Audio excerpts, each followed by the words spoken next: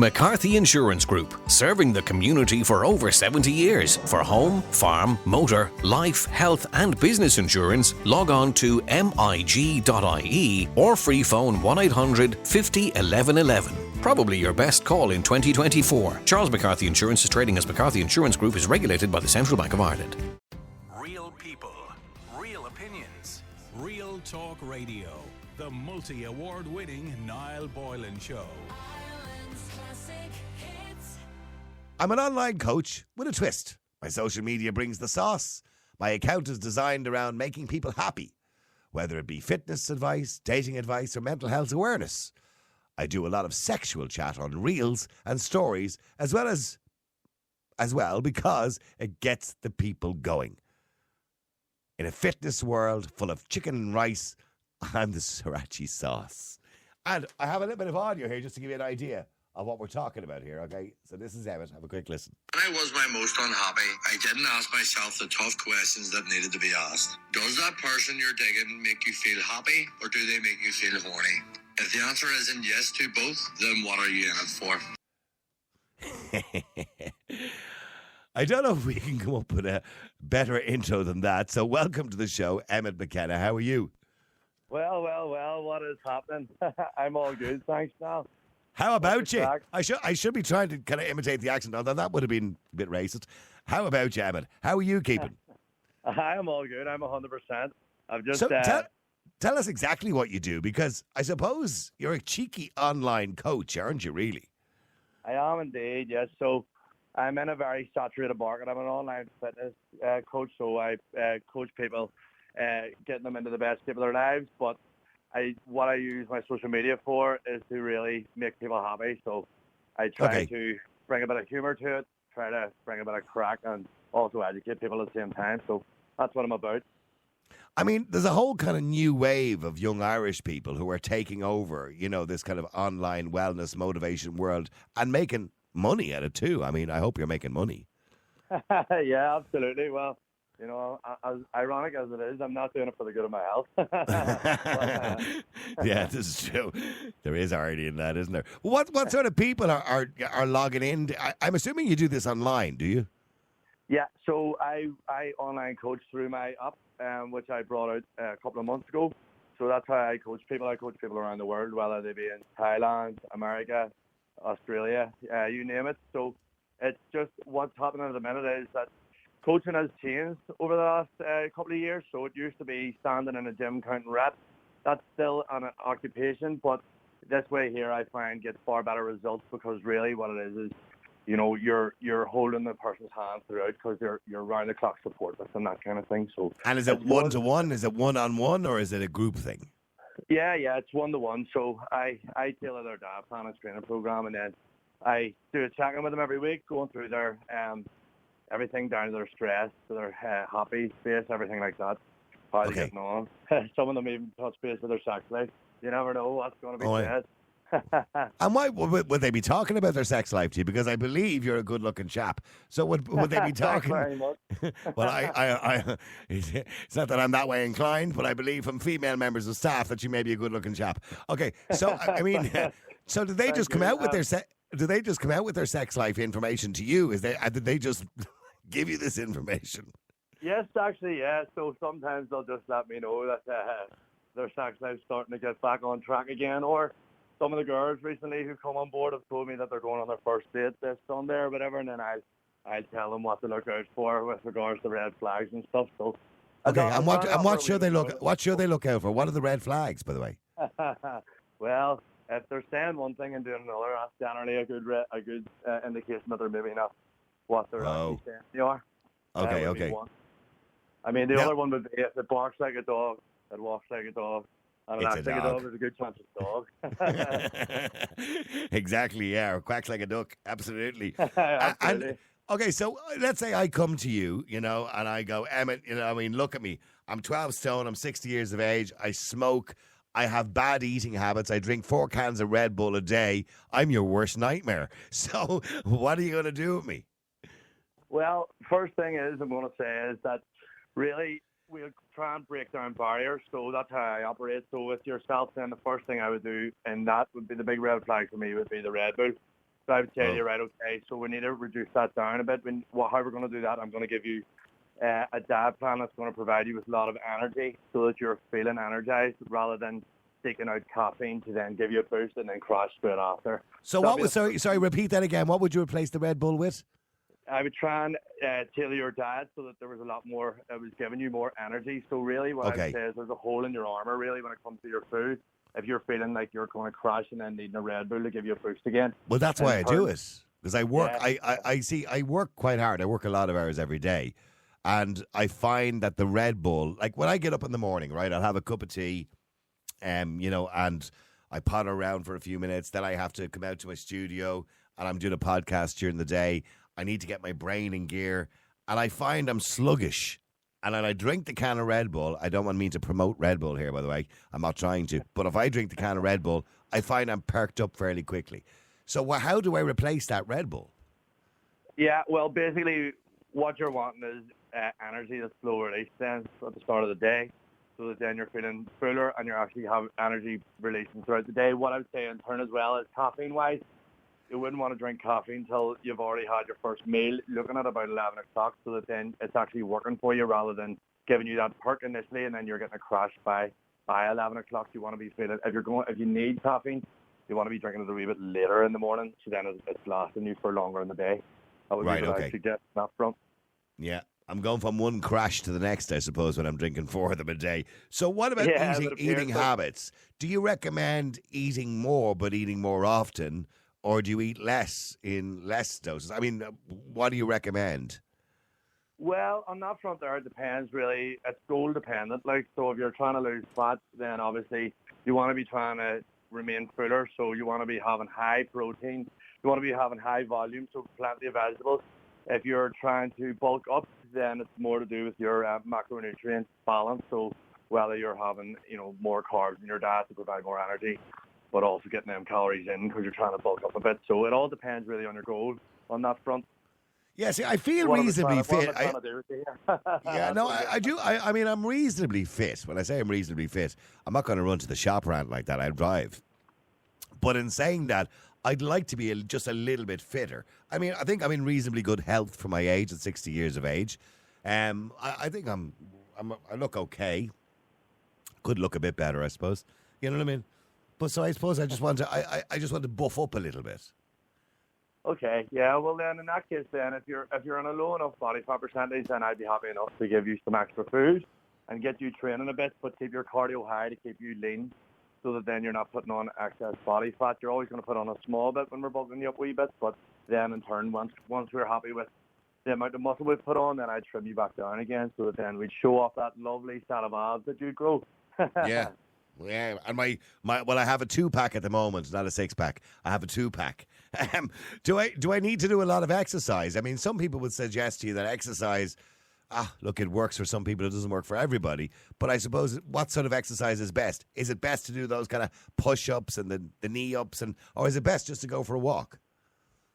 Well, I mean, it depends again. So for you, I honestly, with weightlifting, I think everybody should really partake in weightlifting personally in some form or another, because it's great for your joint health, as well as your overall health. I think in that way, walking, of course, I feel like us as a human race should be all walking, and we should be moving a lot more than we do. A lot of the time we're spent sitting on a sofa, sitting at a desk, sitting and working from their bedroom, you name it. So I think that the society aren't active enough in general.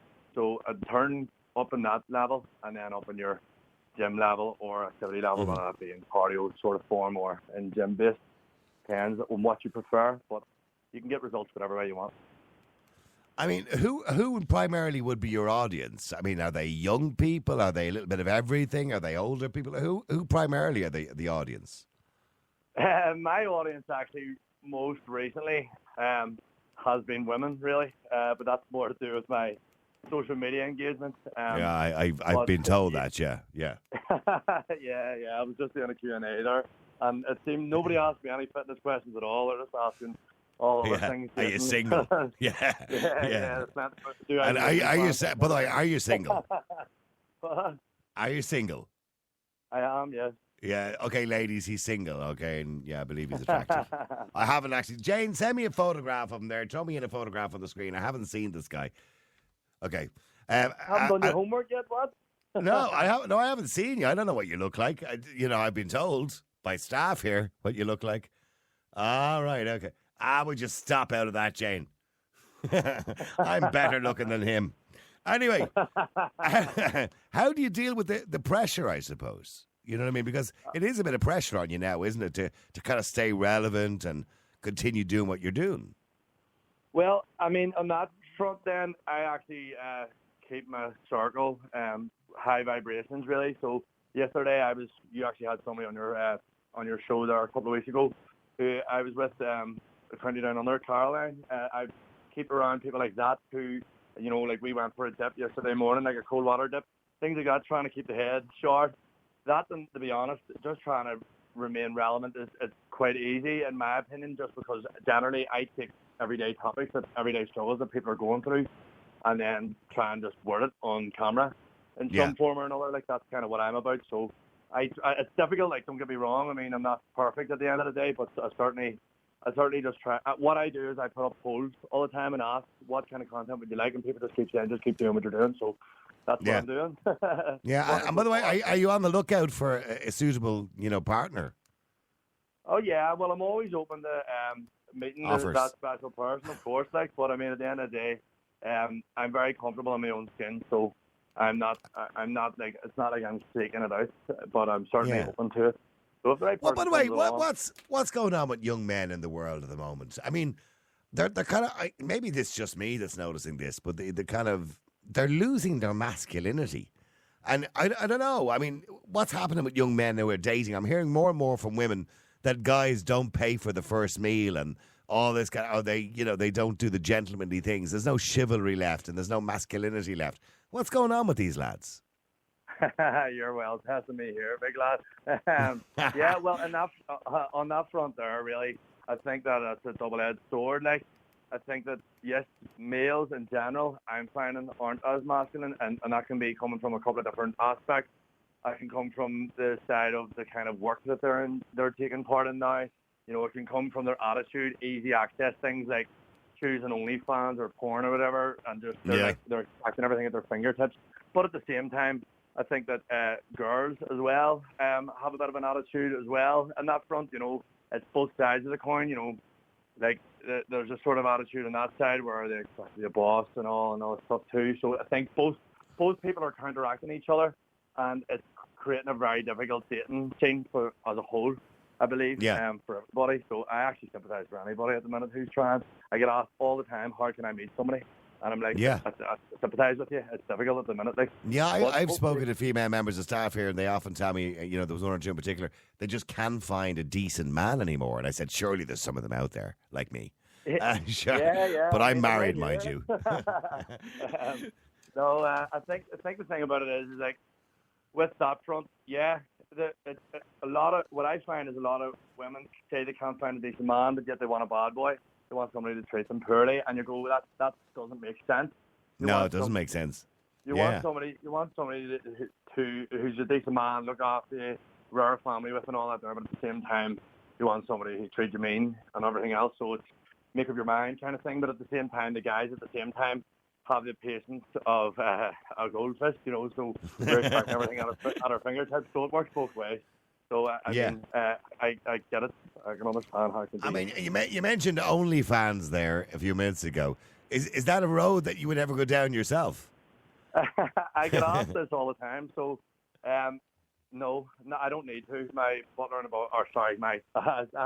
going to get on that in a second. My online coaching business is going very well. So that's what I'm planning on increasing, and then maybe looking at different things from that.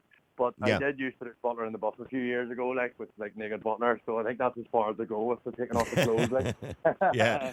And by the way, do you think, you mentioned pornography a few minutes ago, is pornography healthy? I don't think it is, really. I think that it creates a false sort of idea for both genders, or for every gender. I feel like males. And Look at you everything, being being all politically correct with your every gender. But go on. I'm I'll let you away with that. I think the thing about it is like lads are getting this idea in their head that that's actually what a girl's going to be like in the bedroom, like when I get you. It's probably not, and it's the same with a girl. I don't think all Irish men are running about with 12ers, like, you know what I mean? So yeah, that's one of them things. Okay, so if somebody wants to come to you, what's the best way they can communicate or contact you? You mentioned you've an app, so what's the name of the app? My app is for my clients, so my app is EPT online, but that wouldn't be the best way to contact me. The best way to get me would be on my Instagram or TikTok, which is Emmet McKenna _PT. So get on and drop me a follow, hit me up, watch my stories. My Q&A's tonight were good crack, so. So for people to know, it's Emmet McKenna _PT. That's Emmet McKenna _PT, TikTok and Instagram. I know Instagram, people have a lot of followers, and I know you do too. But how's that going for you? Because that's a hard one to crack. You can be lucky or unlucky with TikTok, I suppose. Yeah, so I'm a wee bit older. I'm 31, like, so I only got TikTok this year, like.